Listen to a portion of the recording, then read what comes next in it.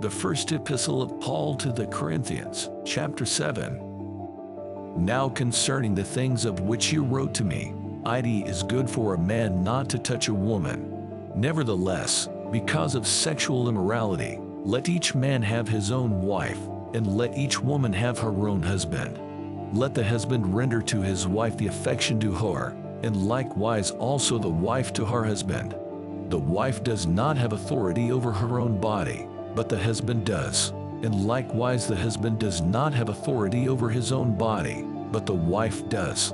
Do not deprive one another except with consent for a time, that you may give yourselves to fasting and prayer, and come together again so that Satan does not tempt you because of your lack of self-control. But I say this as a concession, not as a commandment.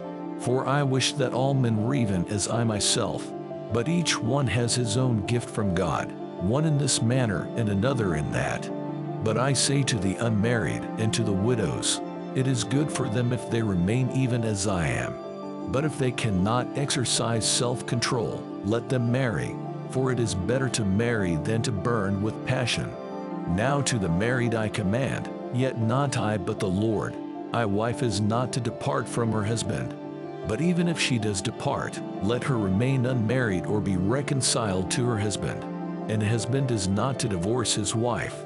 But to the rest I, not the Lord, say, if any brother has a wife who does not believe, and she is willing to live with him, let him not divorce her. And a woman who has a husband who does not believe, if he is willing to live with her, let her not divorce him. For the unbelieving husband is sanctified by the wife, and the unbelieving wife is sanctified by the husband. Otherwise your children would be unclean, but now they are holy. But if the unbeliever departs, let him depart. A brother or a sister is not under bondage in such cases, but God has called us to peace. For how do you know, O wife, whether you will save your husband? Or how do you know, O husband, whether you will save your wife? But as God has distributed to each one, as the Lord has called each one, so let him walk. And so I ordain in all the churches. Was anyone called while circumcised? Let him not become uncircumcised. Was anyone called while uncircumcised? Let him not be circumcised. Circumcision is nothing and uncircumcision is nothing, but keeping the commandments of God is what matters. Let each one remain in the same calling in which he was called. Were you called while a slave? Do not be concerned about it. But if you can be made free, rather use it. For he who is called in the Lord while a slave is the Lord's freedman. Likewise he who is called while free is Christ's slave. You were bought at a price. Do not become slaves of men. Brethren, let each one remain with God in that state in which he was called. Now concerning virgins, I have no commandment from the Lord.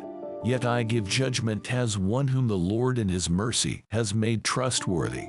I suppose therefore that this is good because of the present distress, that it is good for a man to remain as he is. Are you bound to a wife? Do not seek to be loosed. Are you loosed from a wife? Do not seek a wife. But even if you do marry, you have not sinned. And if a virgin marries, she has not sinned. Nevertheless such will have trouble in the flesh, but I would spare you. But this I say, brethren, the time is short, so that from now on even those who have wives should be as though they had none. Those who weep as though they did not weep. Those who rejoice as though they did not rejoice. Those who buy as though they did not possess. And those who use this world as not misusing it. For the form of this world is passing away. But I want you to be without care. He who is unmarried cares for the things of the Lord, how he may please the Lord. But he who is married cares about the things of the world, how he may please his wife. There is a difference between a wife and a virgin. The unmarried woman cares about the things of the Lord, that she may be holy both in body and in spirit. But she who is married cares about the things of the world, how she may please her husband. And this I say for your own profit, not that I may put a leash on you, but for what is proper, and that you may serve the Lord without distraction. But if any man thinks he is behaving improperly toward his virgin, if she is past the flower of youth, and thus it must be. Let him do what he wishes. He does not sin, let them marry. Nevertheless, he who stands steadfast in his heart, having no necessity, but has power over his own will, and has so determined in his heart that he will keep his virgin, does well. So then he who gives her in marriage does well, but he who does not give her in marriage does better. A wife is bound by law as long as her husband lives. But if her husband dies, she is at liberty to be married to whom she wishes, only in the Lord. But she is happier if she remains as she is, according to my judgment, and I think I also have the Spirit of God.